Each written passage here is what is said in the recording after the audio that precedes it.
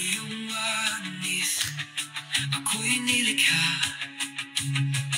upang magbigay papuri kalwahatian. Tulungan mo ako maging tulad mo. Okay, God's morning mga kapatid. Today is Wednesday, October 22, 2025. At muli sa ating daily devotion, tayo po ay muli sa araw nito, araw ng Wednesday. At yun naman po tayo tutungo sa Psalm 34, verse 18. At ito po ay pamagatan nating Saving the Crushed in Spirit. At muli sa ating pagpapatuloy, muli tayo ay sasamahan ng aking partner upang sa pagbabasa ng ating talata at tayo po isamahan at pangunahan sa pananalangin. God's morning mga kapatid. Tayo po ay babasa sa mga awit 34:18. Tinutulungan niya mga nagdurusa at di binibigo ang walang pag-asa. Tayo po ay manalangin. O Lord, hallelujah, O Lord. Maraming salamat, Panginoon. Patuloy niyo po kami samahan, Panginoon, sa pag-aaral ng iyong mga salita, Panginoon. I-reveal mo sa amin ang magandang balita na nagmumula sa iyo, Panginoon. At itong aming maunawaan, Panginoon, samahan kami ng iyong banal na Espiritu upang sa ganoon ay mabigyan kami ng knowledge at wisdom, Panginoon, upang mapag-aaralan namin at maisapamuhay namin ang magandang balita na aming pag-aaralan ngayong umaga. Maraming salamat, Panginoon, sa kagandahan ng kalusugan na ipagkakaloob mo sa bawat isa sa amin, Panginoon, at sa patuloy na pag-aaral ng iyong mga salita, Panginoon. Ito ay nagiging sandata namin sa gawa ng kaaway sa amin na sa paligid namin, Panginoon. Ganun din, Panginoon, na i-share namin sa iba itong aming mga napag-aaralan. Maraming salamat, Panginoon, sa pagre-reveal ng katotohanan na aming dapat malaman at patuloy kang sundin namin ang iyong gawa, Panginoon. Ang gusto mo mangyari sa buhay namin ay maging maayos kami, Panginoon. At ang pagmamahal na pinagkakaloob mo sa amin ay ma-share namin sa iba. Maraming salamat, Panginoon, sa patuloy na pag-aaral ng iyong mga salita. At ang lahat po ng aming pag-aaralan ngayong umagang ito ay aming ipinapanalangin sa pangalan ng iyong anak na si Jesus. Amen. Amen. Praise God. At ngayong umagang ito, tayo po ay, sabi nga ay, nandito sa, paliwanagin ko lang. Yan, dito sa ating talakayang ito. Sabi doon sa Amplified Version, sabi po doon, the Lord is near to heartbroken, and He saves those who are crushed in spirit. Means, ibig sabihin po nun yung contrite in heart, truly sorry for their sin. Yan po yung may labis na pagsisisi. Ano nga ba ito? Ang Psalm 34 ay isa pong awit ng pasasalamat at pagtitiwala sa Diyos. Ito po ay isang, sabi nga po, ay acrostic poem. Ibig sabihin po ng acrostic poem, halos lahat po ng verse ay nagsimula sa letters ng Hebrew alphabet, na masasabi po nating in order, ganun ka nakamamangha ang talatang ito. At ayon po dito sa kabanatang ito, kahit na sa gitna ng panganib, nagawa pa rin po ng ating butihing Haring David na magpuri sa ating Panginoon Diyos. Sabi nga po, sinulat ito noong siya po ay tumakas kay Haring Akrish, o kilala rin po si Abimelech ng God. So ano ibig sabihin po nito para sa atin?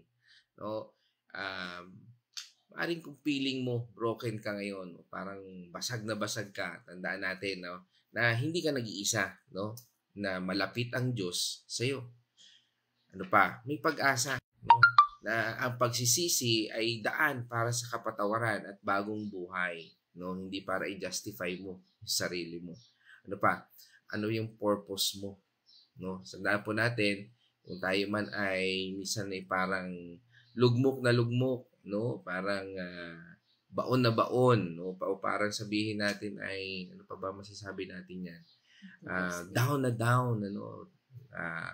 Yan, mga ganyan. Gamitin, sabi nga po, ito po ay maaring maging purpose mo ito, no? At sabi nga ay gamitin mo ang mga experience mo para maipakilala, no, ang Diyos sa iba. Sabi nga itong mga experience na nararanasan mo ngayon ay magiging kalakasan po yan sa iba. Kung paano ka pinagtagumpay ng ating Panginoon. Kaya nga po dito sa ating talata, ang Psalm 34:18, ay isa pong paalala na ang Diyos ay hindi lang tagalangit. No? Hindi lang po siya nandoon na parang ang layo-layo. Hindi maabot, hindi matarok, walang makapupunta.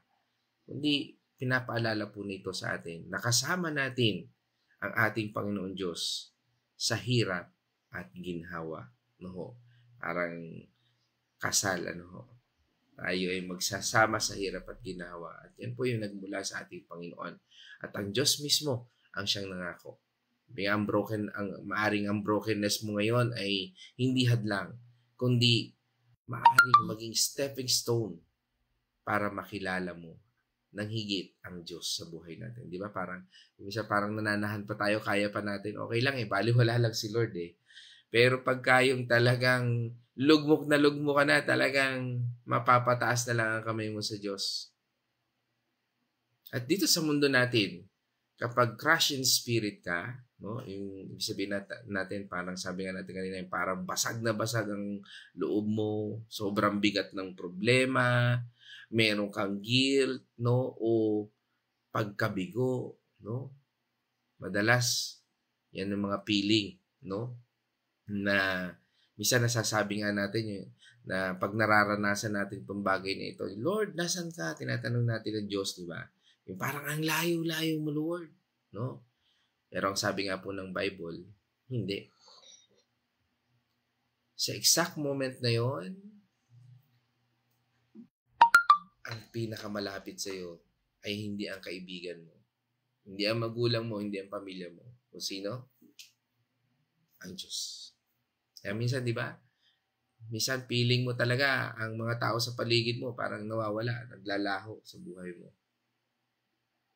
Pero ang Diyos, hindi siya kailanman lalayo sa buhay mo. Bakit? Kasi ang brokenness o yung pagiging, sabi nga yung brokenness natin, o maaring, ay, sabi nga ay makikita natin yan. At maaring sabihin natin na talagang hindi na natin kayang mag-isa. Yung para bang talagang ano na ang gagawin natin? Para bang wala ka na talagang malapitan. Doon po nagsisimula ang salvation ng isang tao. Not just from your problems, pero from, sabi nga, kamatayan doon sa spiritual na ito, nadulot ng kasalanan. Kaya nga diba doon sa Romans 6:23, ang sabi niya doon, pasinin po natin yun. Sabi doon sa Romans 6:23, sapagkat kamatayan ang kabayaran ng kasalanan, ngunit ang libreng kaloob ng Diyos ay buhay na walang hanggan sa pamamagitan ni Kristo Jesus na ating Panginoon. Amen. Sabi doon, kamatayan ang kabayaran ng kasalanan. Pero paano kung ayaw mong aminin yung kasalanan mo? Paano kung ayaw mong pagsisihan yung kasalanan mo? There's no repentance at all.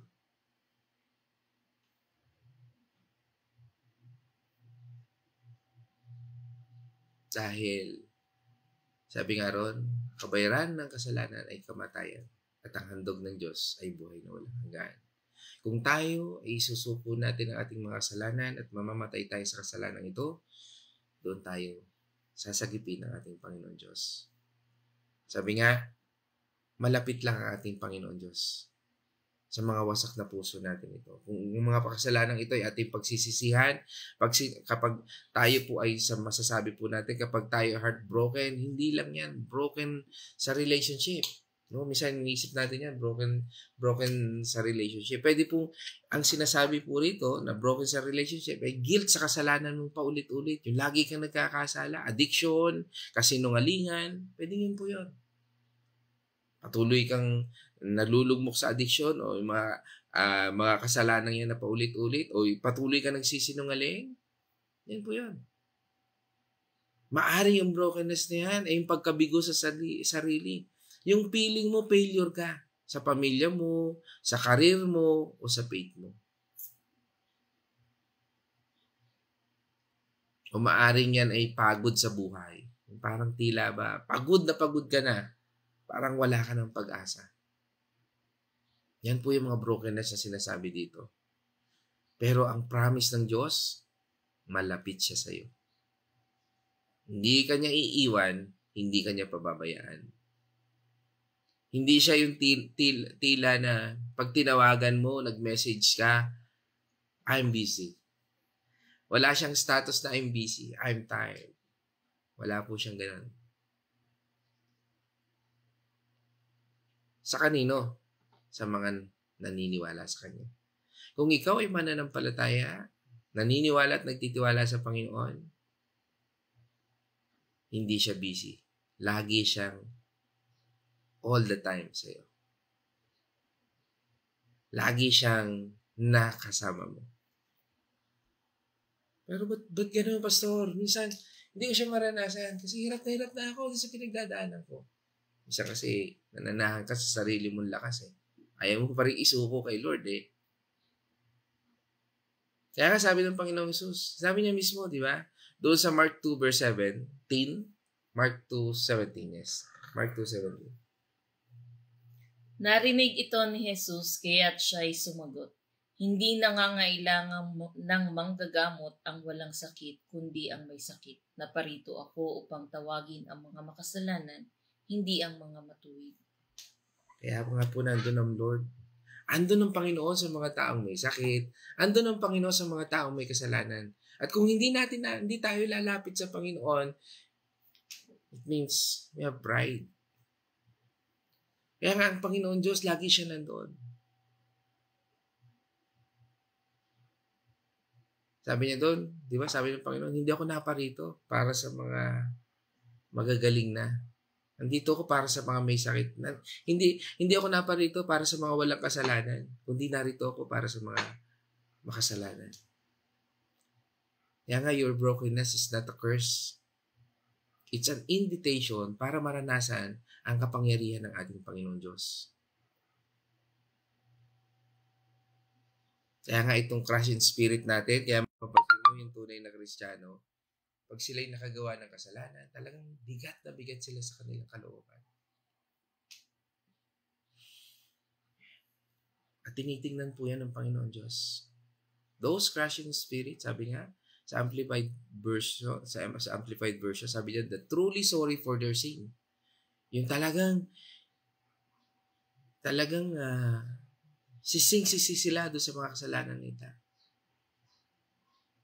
So, hindi lang ito basta lungkot. Sabi nga, ito ay godly sorrow. Sabi doon sa 2 Corinthians 7:10, ano po ito? Sapagkat ang kalungkutang buhat sa Diyos ay nagbubunga ng pagsisisi at pagbabago tungo sa kaligtasan. Ngunit ang kalungkutang dulot ng mundo ay hahantong sa kamatayan. Kamatayan. So, yun po yun. Kung tayo ay nagsisisi, no? Sabi nga po yan, hindi godly sorrow. Kung may pagsisisi, kung may panunumbalik sa Panginoon.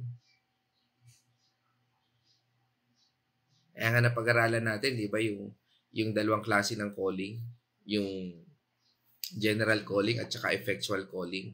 Napakahalaga po nun na matandaan natin. Kasi magkaiba po yung conviction eh. Sa general calling, sige, tatanggapin ko na yung Panginoon kasi tumanggap din sila sa Panginoon eh. Parang nakikigaya ka lang.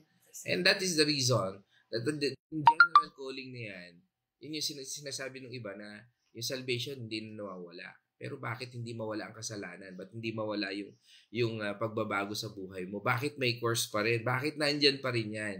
Kasi nga, hindi pa natin nararanasan yung effectual calling. Yung tunay. Yung tunay na pagsunod sa Diyos. Yung tipo ng pagsisisi na hindi mo gustong magsinungaling, magalit, o magrebelde sa Diyos.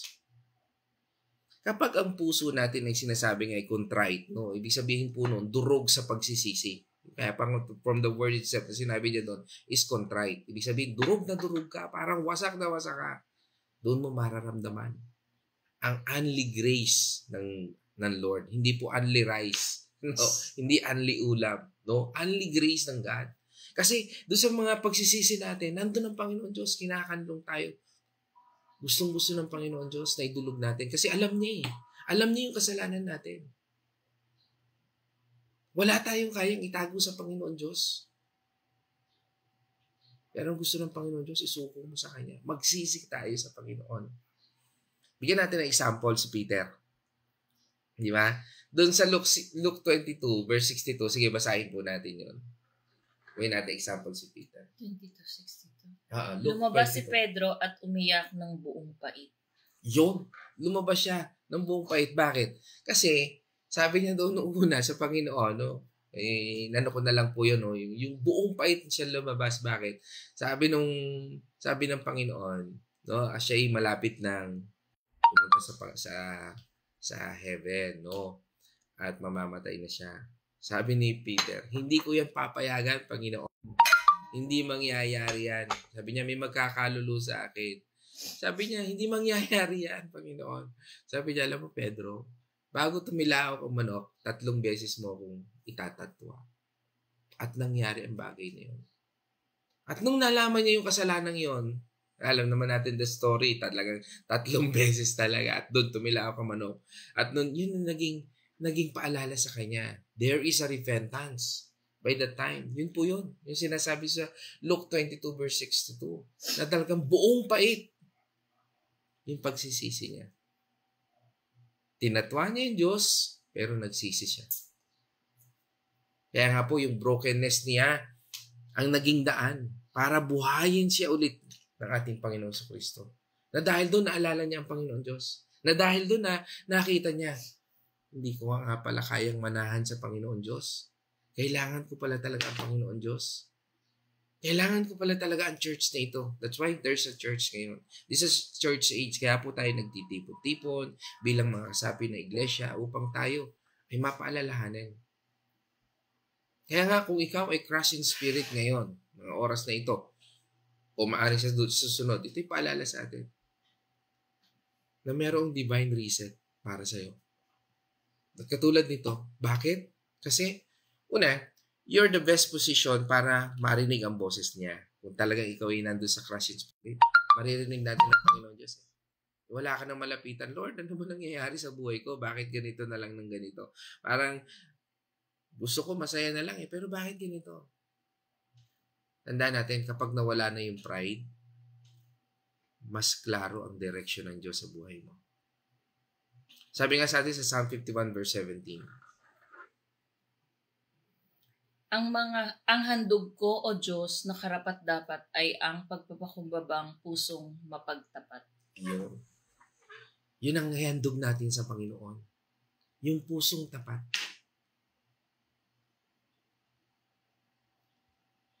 Hindi kailanman kalulugdan ng Diyos ang pagbibigay mo ng merong pagmamalaki.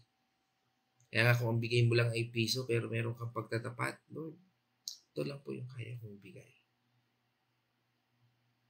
Kalulugdan nyo ng Lord. O kusing, kalulugdan nyo ng Lord.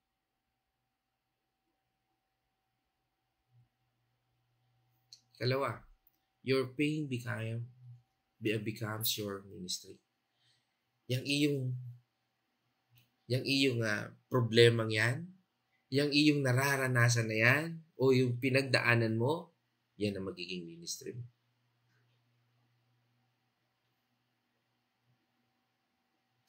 Like Paul, no? Na may thorn in the flesh. Sabi nga niya doon sa 2 Corinthians 12, simulan na natin doon sa 7 hanggang 10. 7. Ngunit upang hindi ko maipagyabang ang kamanghamanghang pahayag ng Diyos sa akin, ako'y binigyan ng isang kapansanan sa katawan na nagsilbing sugo ni Satanas upang pahirapan ako at nang sa ganon, hindi ako maging palalo. 8. 3 beses kong idinadalangin sa Panginoon na alisin ito. Ngunit 9. Ganito ang kanyang sagot. Ang pagpapala ko ay sapat sa lahat ng pangangailangan mo, lalong manahahiyag ang aking kapangyarihan kung ikaw ay mahina. Kaya't buong galak kong ipinagmamalaki ang aking mga kahinaan upang lalo kong madama ang kapangyarihan ni Kristo. 10. Dahil kay Kristo walang halaga sa akin kung ako may mahina, kutyain, pahirapan, usigin at magtiis sapagkat kung kailan ako lalong mahina, saka naman ako nagiging malakas. Amen. Kaya nga mga kapatid, di ba yung ating katawan, yan ay talagang dahil doon sa minaan ng kasalanan natin, nandyan yan eh. Kaya kailangan mamatay yan eh. Not physically mamatay, hindi physically isuko natin sa Panginoon. Kaya nga po kinakailangan maborn again. Mabuhay na muli. Like Paul, sabi nga na may thorn in the flesh. Ang weakness mo ang magiging platform ng kapangyarihan ng Diyos. Kaya nga yung ating mga kahinaan, huwag po natin yung isisi sa Lord. Salamatan natin kay Lord.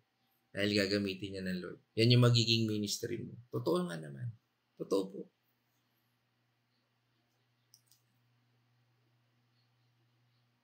Ikatlo, you'll discover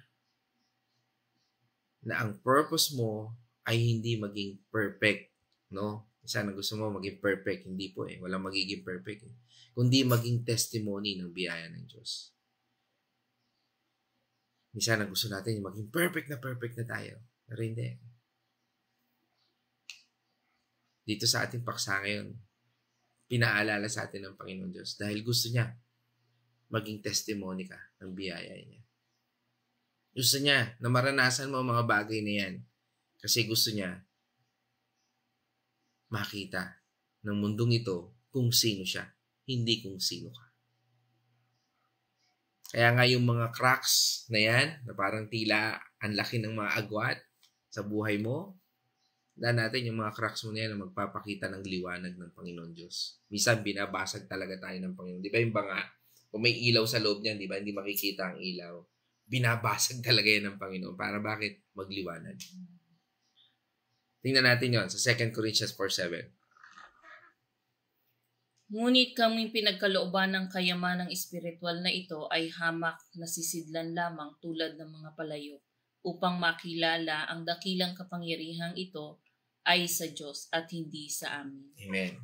Kaya nga po ang nakikita dyan, no? Pagka tayo ay inilalagay natin siya, sinisilid natin siya sa banga na para bang tila parang holistic ang dating natin, tayo ay mabuti. Hindi po ganun yun. Mababasag po yan. Dahil ang gusto ng Panginoon Diyos, siya ang makita. Dahil ang kabanalan ay kailanman hindi magmumula sa atin, kundi nagmumula lang sa Kanya. Dahil ang lahat ng bunga ng ginagawa natin ay hindi dahil sa sarili nating kakayahan, kundi dahil sa Kanya na naglagay sa atin saan man lugar naroon tayo. Paano natin gagamitin ito? Magpakatotoo tayo sa Panginoon Diyos. Sabihin natin sa Kanya, Lord, durog ako. Hindi ko to kayang i-fix by myself. Ikaw po ang kumilo sa buhay ko. Ikaw na po ang bahala. Ikalawa, tanggapin mo na ang pagsisisi ay regalo, hindi parusa. Ulitin ko po, tanggapin natin na ang pagsisisi ay regalo, hindi pagdurusa o hindi parusa. Let God turn your guilt into grace. Kung nasa lugmo ka ng kasalanan ngayon, Lord, sa iyong grasya, bigyan mo ako ng lakas upang mapagtagumpayan ko ang kasalanan ito, ang kasinungalingan ito. Hayaan mo yung Diyos. At lagi po tayong manalangin. Lagi natin panalangin sa Panginoon, Lord, gamitin mo ang brokenness ko para makilala ka ng iba. I-save mo ko. Ligtas mo ko. pati yung mga taong dinudurog din ng buhay. Kaya nga mga kapatid, no, sa ating pagtatapos sa aral na ito, ang pagiging crushed in spirit ay hindi katapusan. It's where God begins His greatness work sa buhay ng bawat isa sa atin. Kung feeling natin ngayon na basag tayo, congrats! You're in the perfect position para maranasan mo kung gaano ka-special ang pag-ibig ng Diyos sa buhay mo. Your brokenness is not dead end. It's a detour to destiny. Kaya mga kapatid, tatapusin ko po ito. Nahilig po ako ngayong magawa ng mga spoken poetry. Nahiligan ko lang po. At tatapusin ko po dito. Bigyan niyo po ako ng pagkakataon. Baka may pagkakataon pa ako sa karir na ito. Joke lang po. Sige po. Pinamagatan ko din po itong Saving the Crushed in Spirit. Katulad po ng pamagat natin. No? A spoken poetry dito po sa Psalm 34 verse 18. No? Sandali lang po. Buksan ko lang po. Okay. Sabi rito, kung ang puso mo ay parang basag na plato, durog na durog sa bigat ng mundo, luhang pumipigil sa paghinga mo, alaala ng kasalanan, suntok sa sikmura mo. Pero sabi niya, ako'y malapit sa mga wasak na dibdib, sa mga espiritong lugmok sa dilim. Hinihintay ko ang iyong pagtawag, kahit boses mo'y pawang mga hikbi. Hindi kanya tinawag sa strong, kundi sa contrite. Yung puso mong umiiwas sa mali, yung pag-iyak mo sa kwarto ng gabi ay himig ng pagsisisi na kinikilig ang langit. Sinasabi niya, ang mga piraso ng budhing na basag sa sala mo't hirap, tinatahi niya, hindi sa pamamagitan ng perfect ka na, kundi my grace is enough. 2 Corinthians 12 verse 9. At sa araw na iyon, malalaman mong ang basag na buhay mo ay siyang ginamit ng Panginoon Diyos para sa biyaya. Yung mga labi mong nangangatal sa takot ay magsasaysay ng kanyang katapatan. Kaya tayo'y lumakas. Hindi dahil na tayo'y nasaktan o nasasaktan, kundi dahil ang Diyos mismo ang nagiging tagapagligtas ng mga durog na espiritu. Kaya huwag kang matakot. Huwag kang matakot maging basag. Your cracks are where His light breaks through. Malapit siya. Malapit siya sa mga wasak ang puso. At malapit siya sa iyo at sa akin. Purihin ng Panginoon Diyos, mga kapatid. At ngayon naman, tayo po idadako sa Wenny's Reflection. Natatawa ka? God's morning mga kapatid. Ang aking pong reflection ay hindi spoken poetry. Wala po akong talent. Hindi pa po nire-reveal ni Lord na magiging talent ko yun. So, ito po ang aking reflection. Ito po ay... Ayos ba? Ayos. Ito po ay nilapat ko sa pamilya, sa ating pamilya naman. Ito pong ating napag-aralan na tinutulungan niya ang mga nagdurusa at di binibigo ang walang pag-asa. Ito po ay nagbibigay ng malalim na kahulugan sa loob ng pamilya. Ito ay nagpapaalala sa atin na ang Diyos ay hindi lamang isang tagapagligtas sa ating personal na mga paghihirap, kundi pati na rin sa pagsubok na kinakaharap natin bilang isang pamilya. Napapanahon po yan sapagkat ang pamilya po, ang ating pong pamilya ang isang pinaka malaking encouragement sa atin at yun din ang minsan nagiging distraction natin. Sa loob ng pamilya, hindi maiiwasan ng mga pagsubok. Maaaring ito ay sakit, problema sa pinansyal o hindi pagkakaunawaan. Ang talatang ito ay nagpapaalala sa atin na sa gitna ng pagdurusa, dapat tayong magkaisa at magtulungan. Ang Diyos,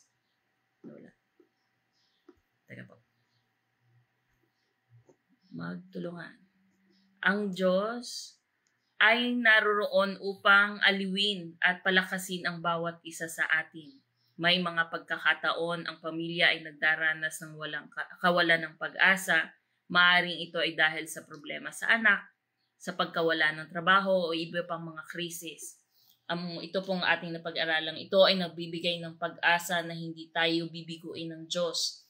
Siya ay handang tumulong at magligtas kung tayo ay lalapit sa Kanya ng may pananampalataya. Sa paglapit sa Diyos sa pamamagitan ng panalangin ay mahalaga. Sa panahon ng mga pangangailangan, dapat tayong maglaan ng oras upang manalangin bilang isang pamilya. Ibahagi ang ating mga alalahanin at humingi ng gabay mula sa Diyos. Sa pamamagitan ng mga pananalangin, nagiging mas malapit tayo sa Diyos at sa isa't isa sa loob ng pamilya. Ang Diyos ay nagmamalasakit sa bawat isa sa atin, lalo na sa mga nasasaktan. Sa loob ng pamilya, dapat tayong magpakita ng pagmamalasakit at pag-unawa sa isa't isa. Dapat tayong maging handang tumulong at magbigay at sumuporta sa bawat miyembro ng pamilya na dumaranas ng paghihirap. Sa mga pagsubok sa pamilya, maaaring maging sa pagkakataon upang lumago sa pananampalataya sa pamamagitan ng pagtitiwala sa Diyos at pagkakaisa sa isa't isa. Maaari tayong maging mas malakas at matatag bilang isang pamilya. Kaya napaka-importante po na ang bawat pamilya o sa loob ng isang sambahayan, sa loob ng isang tahanan ay mayroong relasyon sa ating Panginoon. Sapagkat yun po ang nagiging kalakasan natin. Ang bawat isang miyembro po kasi ng pamilya ay hindi naman yan pare-pareho. Hindi rin naman pare-pareho ang pagkakalalang sa bawat isa. Kaya nagkakaroon po ng mga differences ang isa't isa. Matapos maranasan ang tulong ng Diyos sa ating pamilya, dapat tayong maging handang ibahagi ang pag-asang ito sa iba. Maaari tayong maglingkod sa ating komunidad, magbigay ng suporta sa mga nangangailangan, at maging instrumento ng pagmamahal at awa ng Diyos sa nasa paligid natin. So yun po, napaka-importante po na itong ating napag-aralang ito sapagkat dito po pinapakita na kahit tayo ay nasa gitna ng pagsubok, tayo ay hindi pababayaan ng ating Panginoon. Sapagkat naparito ang Panginoon upang tayo ay tubusin sa ating mga kasalanan at yung ating pagkawasak ay Kanyang buuin kung tayo ay mananatili sa Kanyang presensya. So yun lamang po. Maraming salamat po and God bless sa inyong lahat. Okay. Purihin ng Diyos. At ngayon naman po tayo idadako sa ating comment section. At mamaya nga po pala paalala na meron po ulit tayong Bible study. So, mag-resume na ulit tayo, no? After ng ating pamamaalam kay Tatay Felix. So, mamaya po nasa Revelation 2 na po tayo. At pinag-aaralan po ng atin ngayon ang eschatology o yung end times. So, ngayon po ay kung nais nyo pong bahagi sa amin dito sa end times, no? Pinag-aaralan po namin o yung eschatology ay welcome po tayo. Pag-aralan po natin. Sama-sama po nating i-delve o sisirin ang lalim ng sisirin. Ano? Parang nagiging makata na talaga tayo. Sarap po kasing magsulat. So, purihin ng Diyos. At tayo po ay dadako naman tayo ngayon sa ating comment section. No? At batiin natin ang ating mga mandirigma. Yeah, parang gano'n. Mandirigma na ating mga kapatid, no? Na magpapalaganap din ng salita ng Panginoon Diyos. At ito sila, unang-una, Pastora Pe, Artillaga, Andal, yan, dito po sa Kings Row nga ba? Ay, South Meadows, no? Diyan sa Santa Monica, yan, San Pablo City, kasama natin ang Andal. San Rafael pa yata, San Roque yata, yan. Oo. Taga San Pablo, hindi alam. Okay. So, rin ng Diyos. So, kasama natin si ang Andal at Tilaga family. Yan. Kasama rin po natin yan sa Purposeful Life. Si Pastora Fe, Andal at Tilaga. At syempre, kasama rin natin dito sila Kuya Chris, no? Sa Bulacan, dyan sa ating church dyan sa Chaong. Kita-kita tayo mamaya. After this, punta ulit ako dyan. Gagawa tayo ng stage. Okay? So, yan. Tayo ay pupunta ngayon dyan kasama natin ngayon si Kuya Chris, Ate Marta, at si Ate Nanay Gary. Yan, kasama po natin ngayong umaga. Sa mapagpalang umaga po dyan sa Bulacan, sa church natin dyan. At syempre, kasama rin po natin ang may bahay ni Brother Ian, no? Ang aking brother, no?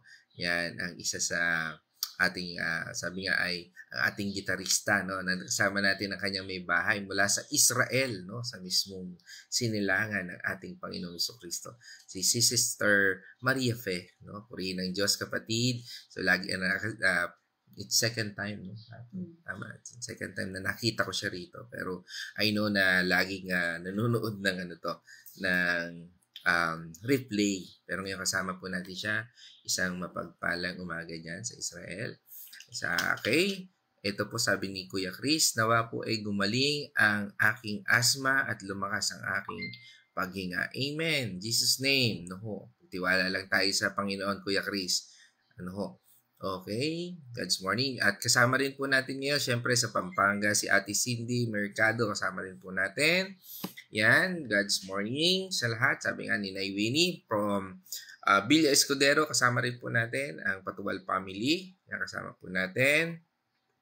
At syempre kasama rin po natin ang aking syempre magandang nanay, Gano Mercado, yan sa Santa Rosa, Laguna. Aking nanay Corazon Mercado. At kasama rin po natin again sa Villa Escudero, si Kuya Victor Dalangin.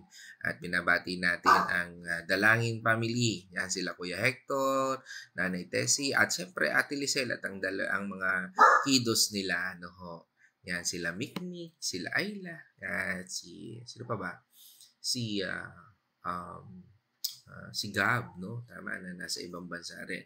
At syempre kasama rin po natin si mula po sa Nonoso family, kasama po natin si Ate Nela. Yan.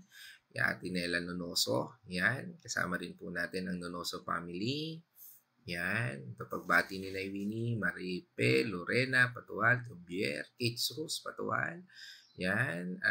Dine. Sabi rin ni Kuya Chris, no? Kagalingan ni Ayan Bautista. So, yan. With prayer po. Nawa ay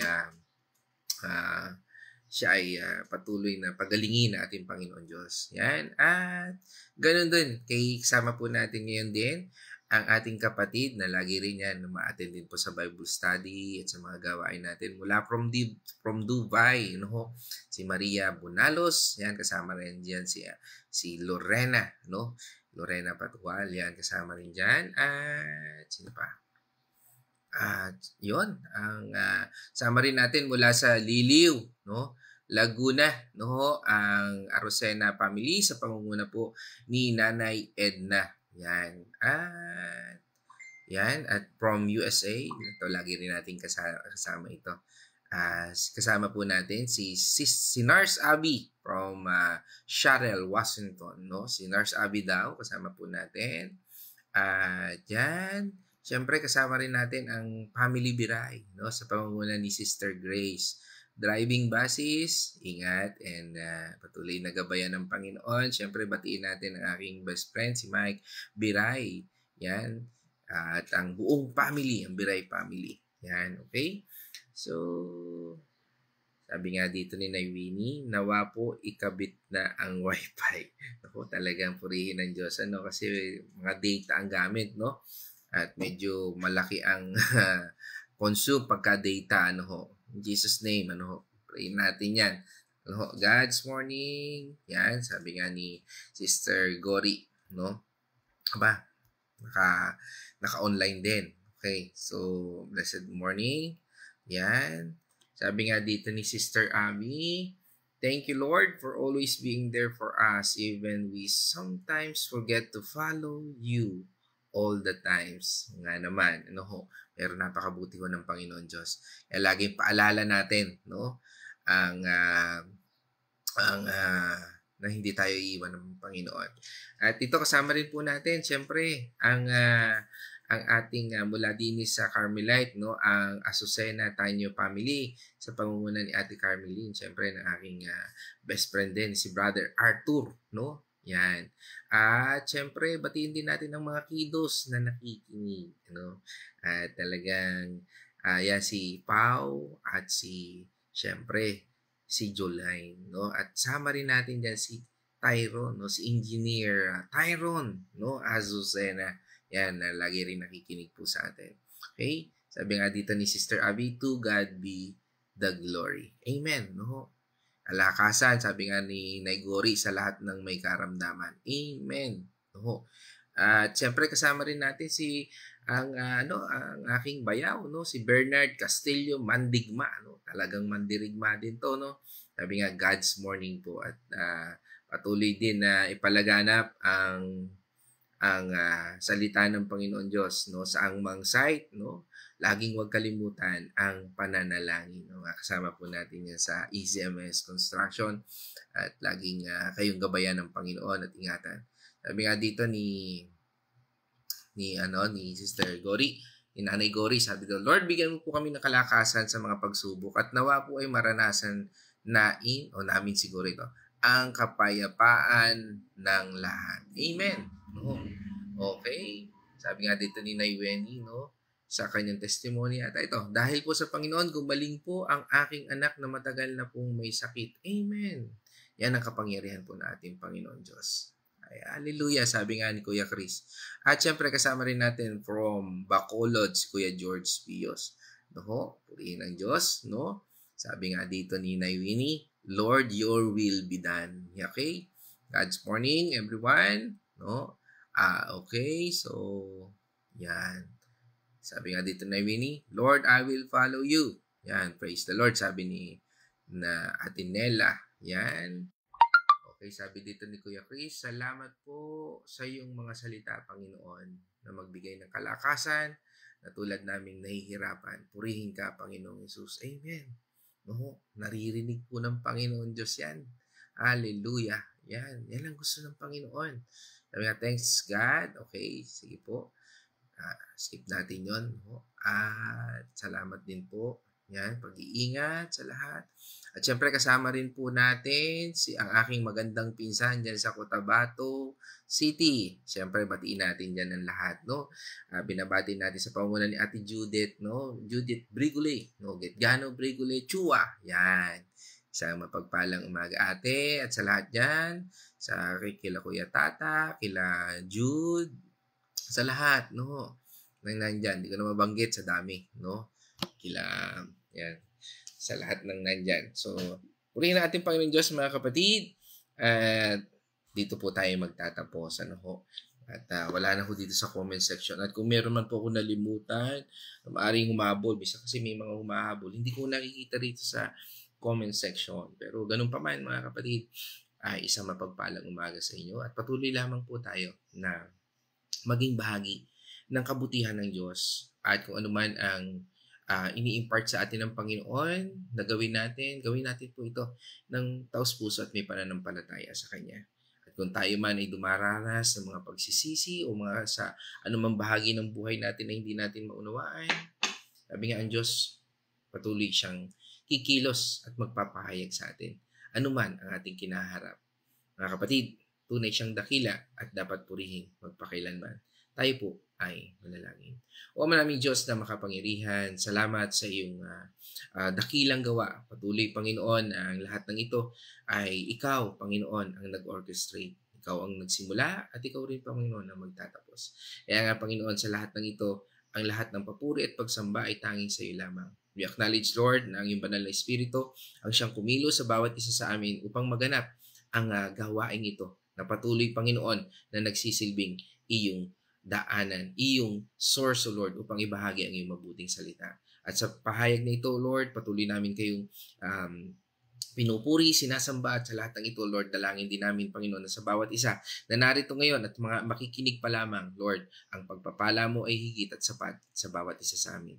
Hayaan mo, Panginoon, na sambitin namin, O Lord, ang mga bagay, O Lord, na aming dinidesire, katulad, Panginoon, ng kagalingan sa mga may sakit, O Lord, na nabanggit, Panginoon, mga taong ito, especially, Lord, kay Kuya Chris, kay Ayan Bautista, at sa lahat, Panginoon, na nalulupaypay, especially, Lord, sa pagkawala ni Tatay Felix, na ngayon, Panginoon, ay nahahapis, O Lord, at tila ba, Panginoon, ay nalulungkot ang pamilyang ito, O Lord. Subalit naniniwala at nagtitiwala, Panginoon, na mabuti na ang kalalagayan ni Tatay Felix. Pero Pero ganun pa man, Panginoon, sa bawat nagdadalamhati, Panginoon, ang dalangin po namin sa pamilyang ito, nakanlungin sila sa oras na ito. Ganun din, Panginoon, salamat sa bawat pag-iingat, saan man lugar kami pupunta, O Lord, sa pag-iingat mo sa aming pagmamaneho, saan mang dako na aming kalalagyan, Lord. At patuloy na idinadalangin namin, Panginoon, na sa iyong kabutihan, O Lord, patuloy kang maging kalakasan namin, Panginoon. Maging tanglaw namin sa lahat ng aming daraanan. Lord, paalala mo rin sa amin na sa mga tao na aming nakakahalubilo, Lord, maging ilaw kami. Basagin mo ang aming puso, ang aming sarili, na makita ang liwanag ng iyong kabutihan at pagmamahal. Lord, salamat dahil napakabuti mo. At patuloy na idinadalangin din namin, Panginoon, na ang buhay namin ito ay hindi magiging maganda kung wala ka. Dahil ikaw ang lahat sa buhay namin ito. Dinadalangin namin, Panginoon, ikaw po ang mag-orchestrate, Lord, magmaneho ng buhay namin ito. Katulad na aming pinag-aralan, Lord, ang pusong basag na ito na iyong binuo, ay bigyan mo din ng pagkakataon na maibahagi sa iba. Bigyan mo kami ng kalakasan, katalinuhan upang maipahayag namin ang kabutihan mo. Gawin mo kami, Panginoon, daluyan ng iyong salita at daluyan ng iyong pagpapala. Salamat, Panginoon. Sa mga oras na ito, ikaw po ang aming pinupurit, pinasalamatan. Lord, dalangin din namin, Panginoon, sa aming anak na si Kyle, ngayon po ay may karamdaman. Lord, naniniwala po kami na ikaw ang aming kagalingan. Salamat, Panginoon, sa iyong patuloy na pagpapala. Salamat sa iyong kabutihan at salamat sa iyong salita na aming pinagsalusaluhan ngayong araw nito. Sa iyo po ang papuri, pasasalamat at pagsamba. Aming Ama, sa pamamagitan ng iyong Banal na Espiritu, at ito po'y aming dalangin sa pangalan ng aming Panginoon at tagapagligtas, ang iyong nag-iisang anak na si Jesucristo. Amen and amen. Purihin natin, Panginoon Diyos, mga kapatid. At dahil dyan, let us shout the shout of victory. Christ is died. Christ is risen. Christ will come again. And together, we are forever. God's morning, everyone.